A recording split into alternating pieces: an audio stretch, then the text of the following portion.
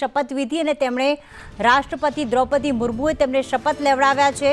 રાષ્ટ્રપતિ ભવનમાં શપથ સમારોહ યોજાયો છે અને હાલમાં ઉપરાષ્ટ્રપતિ જે છે તે શપથ લઈ રહ્યા છે।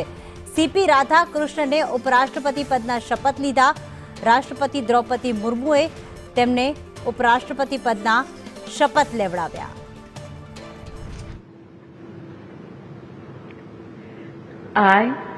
I, Chandraviram Ponnusamy Radhakrishnan, do swear in the name of God do swear in the name of God that I will bear true faith and allegiance that I will bear true faith and allegiance to the Constitution of India to the Constitution of India as by law established, as by law established, and that I will faithfully discharge the duty and that I will faithfully discharge the duty upon which I am about to enter.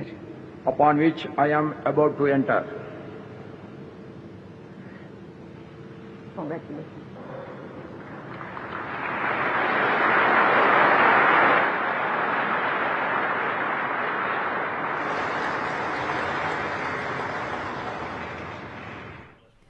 તો ખાસ એનડીએના ઉમેદવાર છે CP Radhakrishna. ઉપરાષ્ટ્રપતિ પદની ચૂંટણી યોજાઈ અને તેમાં તેમની જીત થઈ, તેમને વધુ મત મળ્યા અને હાલમાં ઉપરાષ્ટ્રપતિ તરીકે સીપી રાધાકૃષ્ણન જે છે તે શપથ લઈ રહ્યા છે।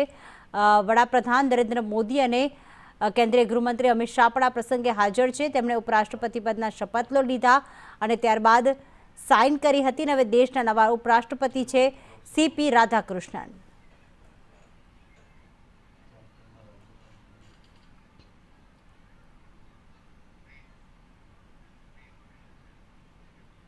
બુલેટિનમાં રોકાઈશું।